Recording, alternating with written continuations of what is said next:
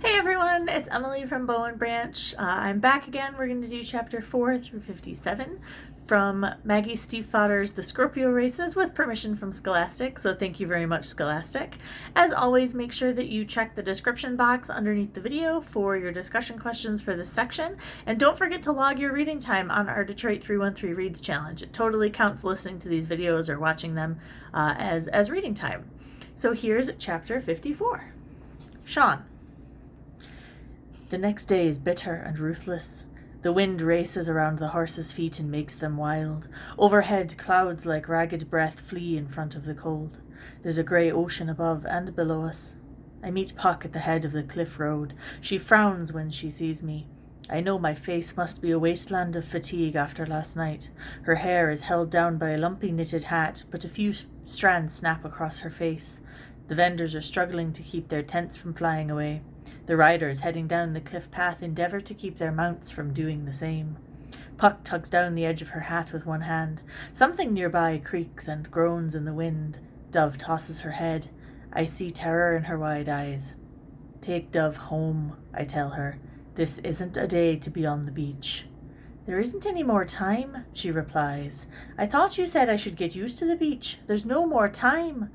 I have to shout to be heard over the wind. I spread my empty palms to the sky.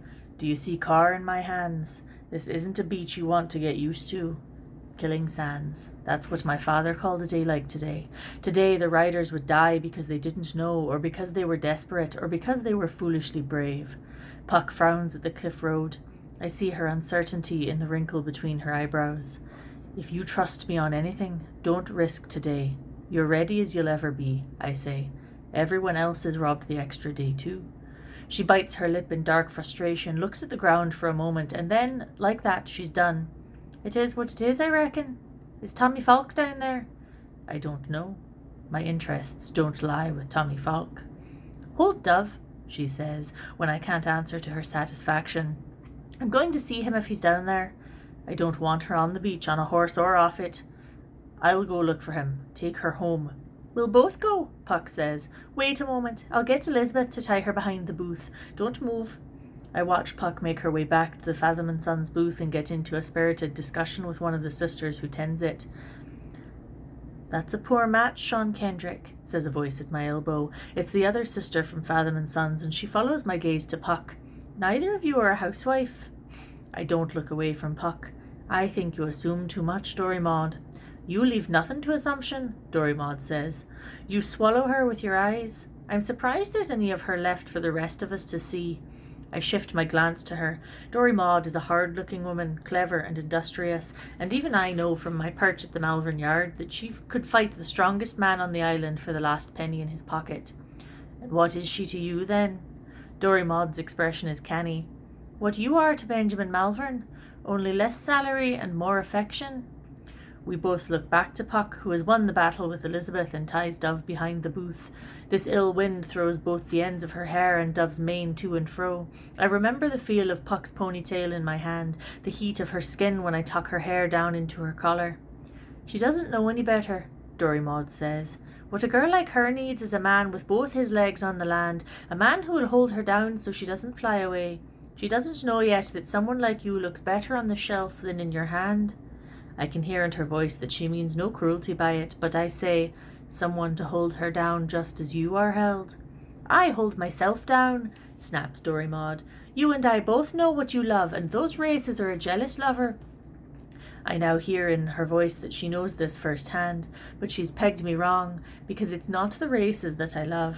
Puck comes up to us just then, still wearing the vicious smile from winning the battle with Elizabeth. Dory! Watch yourself on that beach, Dory Maud says, and then she leaves us behind with a bit of a growl. Puck mutters something about bad tempers. Have you changed your mind? I ask her. I never do, she says. The beach is every bit as bad as I'd guessed. The sky is down near the sand, and occasional rain hits our faces like sea spray. From our vantage on the cliff road I can see the thrashing ocean, the kabalushka blowing across the black wet sand, and the quarrels between horses and the smears of red down the beach. A dark, dead cobble lies out flat by the surf, every wave washing around its legs but not moving it. It's not only humans this is dangerous for. Puck says, Do you see Tommy? I do not, but only because there's so much to see in this ceaselessly moving play. Rain hisses in my ears. She pushes down the path, and I have no choice but to follow her. At the base are a few huddled spectators and a race official. One of the Carrolls, I think, an uncle of Brian and Jonathan. I stop to talk to him, my head ducked down into my collar. What's been happening down here? My voice is thin in the wind. My eyes are on the dead water horse. Fighting. The horses are fighting. The sea's driving them mad. Is Tommy Falk down here? I ask him. Falk? Black mare. He says, they're all black when they're wet. Tommy Falk, echoes one of the spectators next to him, a mainlander by his navy suit, coat and tie, even down here on the sand. Good-looking boy. I have no idea if he is or is not. Maybe yes at that. He points towards the curve of the cliffs. The race official, as an afterthought, adds, Someone was looking for you, Mr. Kendrick. I wait for him to say who, but he doesn't, so I step away. In all this, I've lost Puck. Everyone looks the same in this vile weather. If all the Kabalushka are black when they're wet, so is every human. The beach is populated by dark, insensible beasts and the smaller dark creatures on their backs. There's no point calling for her. In 5 feet all sound becomes the savage howl of the wind. With my eyes I finally find not Puck, not Tommy Falk, but his mare. She is blacker than a mirror and unmistakable with her fine bone. She stands about 10 lengths away in the shelter of the cliffs, tied near another Kabalushka, her head low to the ground. The mare's still in her tack, but there's no sign of Tommy Falk about her. I think perhaps that Puck has seen her as well, so I head toward the mare, across the loose stones of the high beach. But even before I get halfway there, I find Puck. Tucked behind the curve of the cliff road, slightly protected from the weather, there are 4 bodies stretched out parallel to each other. Dark outlines on the pale beach, casualties of the morning. Puck crouches beside one of them, not touching or even looking at it, just hunched down against the wind, studying the ground between her feet. I walk over to stand beside her and look down at the battered face of Tommy Falk. Chapter 55, Puck. The next day is both the last day before the races and Tommy Falk's funeral. I am driven to distraction by the idea of the race tomorrow, which feels like a disservice to Tommy, but when I try to tell myself Tommy Falk is dead, all I can think about is him and Gabe tossing that chicken around our house. When I leave with Dove, Gabe is still lying in his bed, his door cracked open so that I can see that he stares up at the ceiling. By the time I get home, he has moved the debris I've put in front of the fence section the Kabalushka destroyed and is smashing nails into boards. I can't stay in the house because I keep thinking that tomorrow is the race and tomorrow is only 1 night's sleep away, so Finn and I go to Dory Maud's to help her get a new batch of catalogues ready to mail. When we get back, Gabe has transformed the yard, pulled up every weed and piled every bit of scrap into a heap behind the lean-to. But I can see that it hasn't made him forget that Tommy Falk is dead.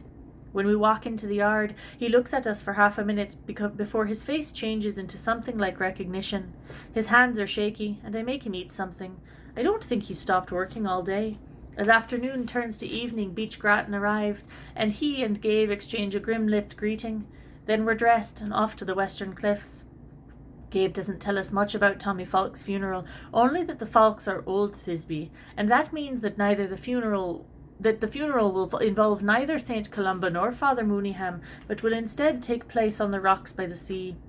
Finn looks nervous as anything that involves his immortal soul tends to make him nervous, but Gabe tells him to be decent, and that it's just as good a religion as any brand that our parents wore, that the Falks were the best sort of people you'd want to meet. He says it all in a very far-away voice, like he is pulling the words from a storage cabinet for us. I sense that he is drowning, but I don't have any idea of how to start to put my hand into the water to save him. We have to pick our way across the long, ragged cliffs to the western beach, which is rockier and more uncertain than the racing beach. The ocean is glazed gold in the evening light, and there is a fire burning just out of the reach of the water. We're met by a small funeral party. I recognize many of my father's fishermen friends among them. "Thank you for coming, Gabe," says Tommy Falk's mother. I see now she's the one whose Tommy had gotten his lips from, but if the rest of her is beautiful I can't tell, because her eyes are small and red from loss. She takes Gabe's hands. Gabe says, so serious that I'm suddenly ferociously proud of him despite everything. Tommy was my best friend on this island. I'd have done anything for him. She says something back, but I don't hear what it is, because I'm so surprised to see that Gabe is crying. He's still speaking to her quite plainly, but as he does, tears course down his cheeks with every blink. I find, weirdly, that I can't watch him do it, so I leave him and Finn with her and move toward the fire. It only takes me a moment to realize that it's not just a bonfire, but a pyre. It smokes and crackles, the loudest thing on the beach. The flames are orange and white against the deep blue of the evening sky, and the wet, flat sand reflects them like a mirror. Each wave extinguishes the reflection and then returns it. It's been burning for a very long time, with a mound of glowing coals and ash beneath it, and I'm stricken when I see a somehow unmolested scrap of Tommy Falk's jacket caught on the timbers. I think he was just sitting at our table in that jacket. Puck, isn't it? I look to my left and see a man standing there, his arms folded neatly in front of him as if he stands in church. Of course I know that he's Norman Falk now that I look at him, because I remember him standing in our kitchen the same way, talking to my mother. I'd always just thought of his face and thought fisherman, not Tommy Falk's father. Beside him is a kid, possibly one of Tommy's siblings. Norman Falk doesn't look anything like Tommy. He smells like Gabe, which is to say, like fish. I'm sorry about this, I say, because that's what people said to me after our parents died. Norman Falk's eyes are dry as he looks into the pyre. The boy leans against his leg and Norman Falk puts a hand on his shoulder. We would have lost him either way. It seems a funny sort of comfort. I can't imagine thinking that about Gabe. There's Gabe being dead, which is forever. And there's Gabe being happy somewhere I might never see him again. It might feel the same to me, but I'm quite certain it wouldn't feel the same to Gabe. He was very brave, I offer, because it sounds polite in my head. My face is getting hot from the flames. I want to step back, but I don't want to seem like I'm stepping away from the conversation. That he was. Everyone will remember him on that mare. There's naked pride in Norman Falk's voice. We've asked Sean Kendrick to give her back to the sea, and he said yes. We're doing it right for Tommy. I ask, ever so polite, trying to pretend that Sean Kendrick's name hasn't interested me. Give her back to the sea, sir? Norman Falk spits behind him, hard so that he won't spit on the boy at his side, and then turns back to the pyre. Yes, releasing her the proper way. Give the dead some respect like we used to. Give the cobble some respect. It's not about the tourists coming and lining pockets, it's about the Kobelushka and us, and anything less than that makes it a dirty sport. Then he seems to remember who he's talking to, because he says, There's no place for you on the beach now, Puck Connolly, you and your mare. Shouldn't be. I knew your father and I liked him, but I think what you're doing is wrong, if you'll hear me. I feel shamed for no reason I can name, and then I feel bad that I've let myself be shamed. I don't mean to be disrespectful. Norman Falk's voice is kind enough. Of course you don't. You just don't have a mum and dad to set you right. That horse of yours is just a horse, is the problem. If the Scorpio races are just horse races, then all this, Norman Falk jerks his head toward the flames, was just a bloody shame and nothing else. 2 weeks ago I would have thought he was crazy, that of course it was just about the race, the money, the thrill, and if I'd just been watching the training on the beach I probably would have still said that. But now that I've spent time with Sean Kendrick, now that I've been on the back of Cor, I feel something inside me slipping. I'm still not sure it was worth Tommy dying for, but I can see the allure of having 1 foot on the land and 1 foot in the sea. I've never known Thisbe so well as I have these past few weeks. The boy says something to Lord Falk and he replies, He's bringing her down now. Look there. We both turn our heads, and there is Sean, halfway down one of the little paths to the beach. He holds Tommy's black mare, and in comparison to Cor, she looks fragile in his hands. Sean wears nothing ritual or unusual, just his same blue-black jacket with his collar turned up. I feel a strange, fierce squeeze in my heart when I see him, like pride, although there's nothing about Sean that I can take credit for. He leads the black mare across the sand toward us, pausing only when she half rears and squeals, soft as a bird cry. The funeral party gathers by the pyre to watch as he walks her to the water's edge. It's only then that I notice that Sean's feet are bare. The surf rushes about his ankles, soaking the bottom few inches of his pants. The mare lifts her hooves high as the water courses in around her pasterns, and then she cries out to the sea. There is something not quite horse-like about her eyes already. When she snaps at Sean, he simply ducks out of the way and twists his fingers in her forelock, pulling her head down. I see his mouth moving, but it's impossible to hear what he tells her. Beside me, Tommy's father says, From the sea, to the sea. And I realize that the words match the movement of Sean's mouth. I wonder then at how many times this moment's taken place, not with Sean saying the words, but with anyone. It's like the moment at the Bloody Stone when I declared Dove as my mount. I feel the pull of my legs to Thisbe, the invisible presences of 1,000 ritual weights around my ankles. Sean looks to the group and calls, "The Ashes." Another boy, another sibling maybe, this one looks a little like Tommy, hurries across the sand toward Sean. The light is failing quickly, so I can't see what he's carrying. The ashes in. They must have just been taken from the pyre. Sean holds a hand over the vessel as if testing the temperature, and then he cautiously reaches in. The mare tosses her head and calls out again, and Sean hurls the handful of ashes into the air above her. Sean's voice is a wind-torn, weightless thing across the sand, but Norman Falk says the words along with him. "May the ocean keep our brave." With his back to us, Sean tugs the halter from the mare's head. She kicks out, but he steps out of the way as if it were nothing at all. With a shake of her mane, she leaps mightily into the water. For a moment she struggles over the waves, and then she is swimming. Just a wild black horse in a deep blue sea full of the ashes of other dead boys. Then, so sudden and swift that I miss the moment of her disappearing, she's gone, and there's only the swaying of the ocean's surface. Sean stands at the edge of the surf looking out at the sea, and there is something curious and longing in his expression, like he too wishes to leap into the ocean and be gone. I think, just then, that this is why Norman Falk asked for Sean to be there. Not because he was the only one who could perform the ritual, but because Sean Kendrick, looking like that, is the races, even if no race was ever run. A reminder of what the horses mean to the island, a bridge between what we are and that thing about Thisbe that we all want but can't seem to touch. When Sean stands there, his face turned out to the sea, he is no more civilized than any of the Kabul Ushka, and it unsettles me. My heart feels full and empty with all of the beginnings and endings. Tomorrow is the races with all of their strategy and danger and hope and fear, and on the other side of it is Gabe getting into a boat and leaving us. I feel like Sean looking out over the ocean. I am so full of an unnamed wanting that I can't bear it. Chapter 56. Sean. After I release Tommy Falk's mare, I am drawn into the funeral party. By the light of the fire, everyone's face is a secret until you are right upon them. I search one and then the other. I see Gabriel Connolly and Finn Connolly, but not Puck. I ask Finn with his scarecrow posture if Puck had come with them, and he says, "Of course," but no more. I move through the group, touching elbows and asking after her, thinking all the while that to do so is to shout my feelings about her. No one has seen her. The race is tomorrow, and I've done my part for Tommy Falk, and I should go back to the yard, but I feel hollow, knowing that Puck's here somewhere and I haven't found her.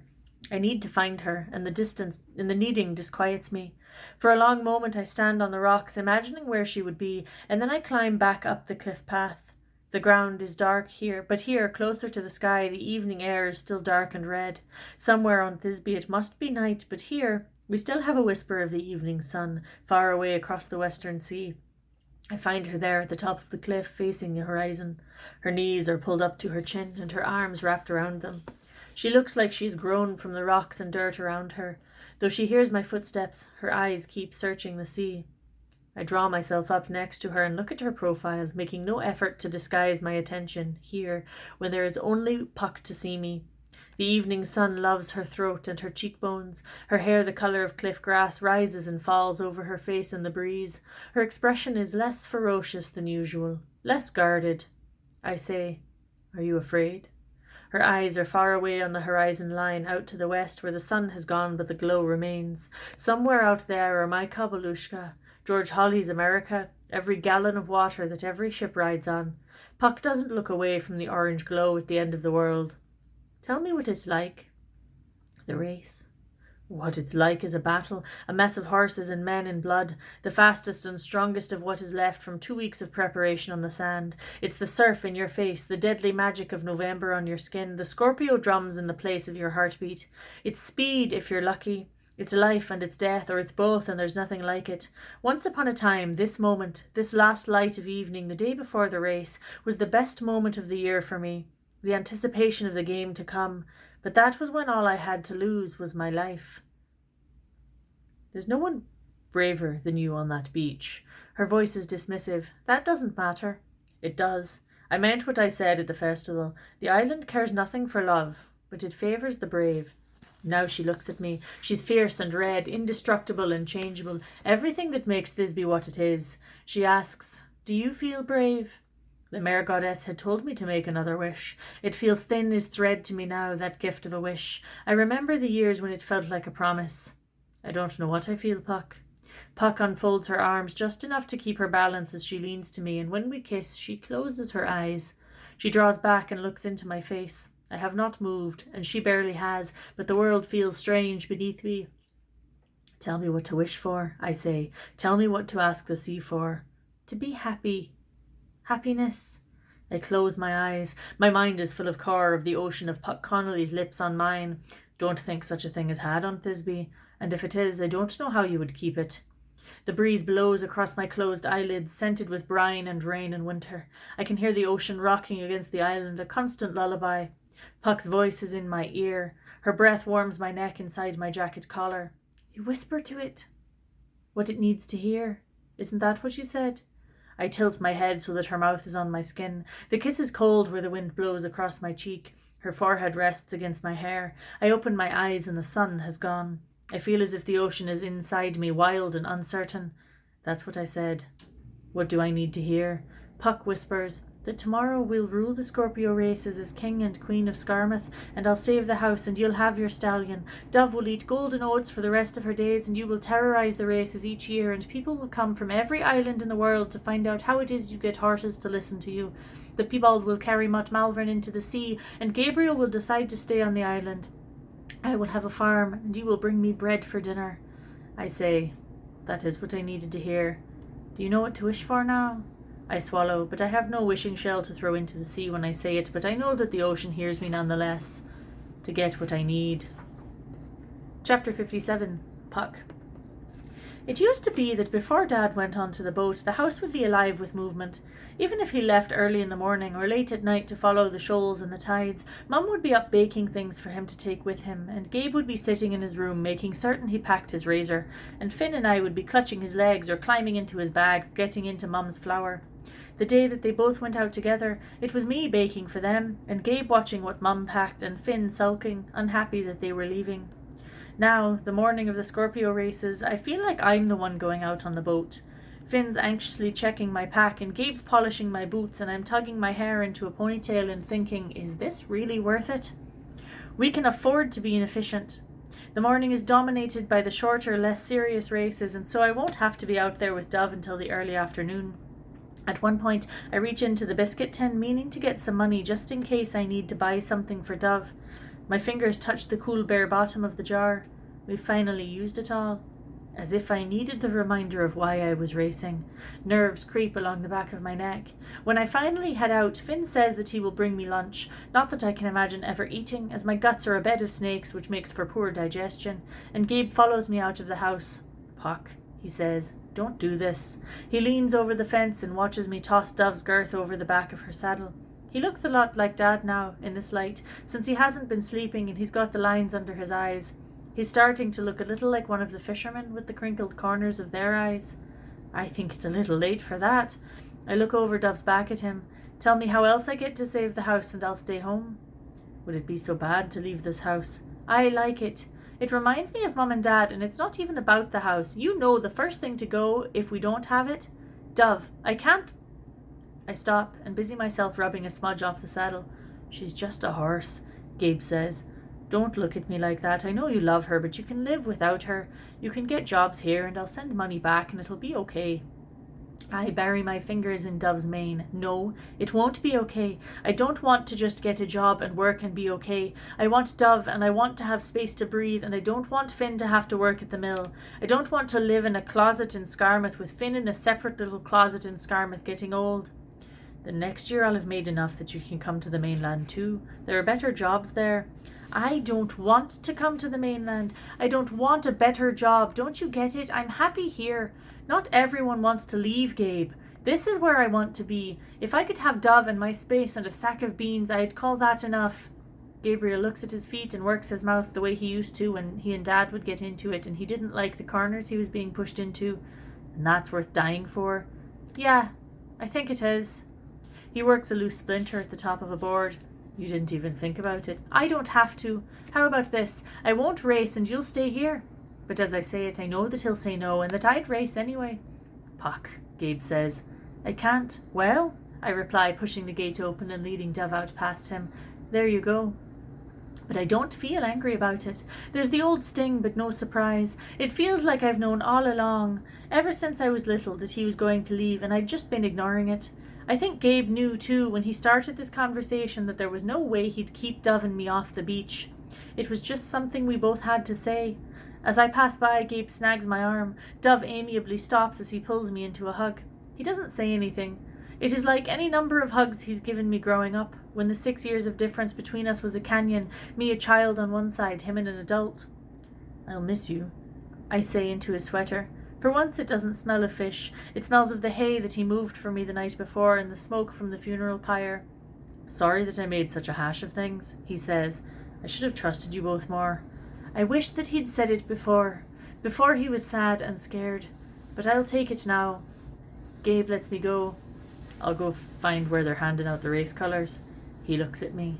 You just look just like Mum right now. Thank you so much for joining us for this section. I hope you enjoyed it. We will see you next time. Once again, don't forget to log this as reading time in our 313 challenge. You can find that at detroitpubliclibrary.org. And make sure that you check out the discussion questions in the description box. Thank you.